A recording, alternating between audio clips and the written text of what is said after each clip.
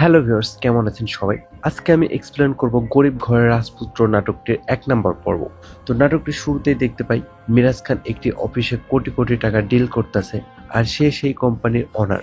কিন্তু সে তার বন্ধু এবং তার বডিগার্ডদের বলে পুরাতন কম দামি পাঞ্জাবি আনতে তার জন্য, এবং তারা নিজেও যেন পরে। তারপর মিরাজ খান সেই কমা পাঞ্জাবি পরে অটোতে করে বিয়ে করতে যায় একদম গরিব ঘরে। তো বিয়ের ওখানে গেটে মিরাজদের থেকে ১০,০০০ টাকার গেট ফি ধরে, কিন্তু তারা মাত্র ২০০ টাকা বের করে দেয়। কিন্তু তাদের ছিল না কোনো টাকা পয়সার অভাব, কিন্তু সে চাচ্ছিল যেন কেউ না বুঝতে পারে সে অনেক বড় লোক।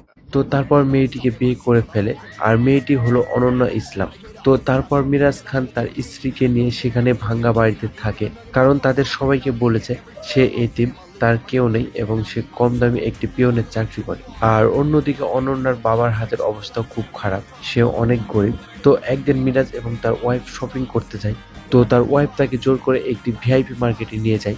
তখন মিরাজ বলে, এখানে তো অনেক দামি দামি জামা কাপড়, এগুলো তো নিয়ে দিতে পারবো না, অন্য জায়গায় যাই চলো। তখন অনন্যা বলে, কে বলেছে এখানে শপিং করব? আমরা তো এখানে অনেকবার এসেছি, শুধু দামি দামি জামা কাপড় ট্রায়াল দিয়ে বলি যে জামা পছন্দ হয়নি, তো আজকেও পরবো আর চলে যাব, তোমাকেও পরাবো।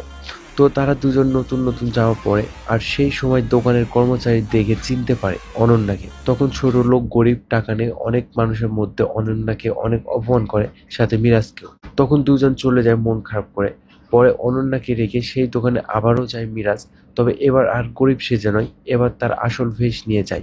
আর তখন অনন্যার পছন্দ করা জামা নিয়ে চলে আসে। তারপর মিরাজ একদিন অফিসে থাকে, হঠাৎ তার ওয়াইফ অফিসে চলে আসে। আর তখন সে তার পিয়নের জামা পরে নেয়, এবং তার পিয়নকে কোট প্যান্ট পরে তার চেয়ারে বসিয়ে দেয়। আর সেই সিনটা অনেক ফানি ছিল, সিরিয়াসলি। তো তারপর একদিন মিরাজ ফোনে কথা বলছিল একজনকে ৫০,০০০ টাকা দিয়ে সাহায্য করার কথা। আর তখন তার শ্বশুর পিছন থেকে হালকা শুনতে পেয়ে বলে, বাবা কি হয়েছে, কোনো সমস্যা, এতগুলো টাকা কই লাগবে? তখন তার শ্বশুরকে মিথ্যা কথা বলে, বলে যে তার একটি ভালো চাকরির জন্য ৫০,০০০ টাকা লাগবে। আর তারপর সকালে কাউকে কিছু না বলে তার শ্বশুর তার দোকানটি বিক্রি করে ১৫,০০০ টাকা আনে, কিন্তু তখনও লাগতো ৩৫,০০০ টাকা। আর বাকিটা তার শাশুড়ি তার কানের দুল বিক্রি করে এনে দেয়। তো মিরাজের প্রতি তার শ্বশুর শাশুড়ির ভালোবাসা দেখে সে ভেবে নেয় সে সবকিছু বলে দিবে, সে অনেক বড় লোক, তার টাকা পয়সার অভাব নেই। ঠিক সেই দিনই অনন্যা তাকে দামি জামা কাপড় পরে গাড়ি নিয়ে দাঁড়ায় থাকতে দেখে। তো তখন শিওর হওয়ার জন্য আড়ালে গিয়ে ফোন করে তাকে, জিজ্ঞাসা করে কি করছো? তখন মিরাজ বলে অফিসের টেবিল মুছতেছে। আর তখন তো অনন্যা একদম শিওর হয়ে গেল।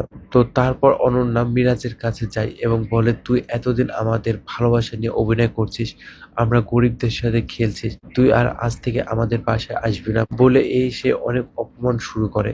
আর তখন মিরাজের দুনিয়া ঘুরে যায়। আর কিছুক্ষণ পরে বাড়িতে যাই তাদের বোঝানোর চেষ্টা করে, আর সব সত্যিগুলো বলে যে তার টাকা পয়সা দেখে অনেক মেয়ের বাবা তার কাছে বিয়ে দিতে চায়, কিন্তু আমি চাই এমন কাউকে যে আমার টাকা পয়সাকে নয় আমাকে ভালোবাসবে। আর আপনারা আমার টাকা পয়সা কেনা আমাকে ভালোবাসেন। আর এই সব বোঝানোর পর সবাই ইমোশনাল হয়ে যায় এবং অনন্যাকে তাদের বাড়ি নিয়ে যায়। আর নাটকটির ১ নম্বর এপিসোড এখানে শেষ হয়ে যায়। তো কেমন লাগলো ১ নম্বর এপিসোডটি অবশ্য কমেন্টে জানিয়ে যাবেন। ধন্যবাদ।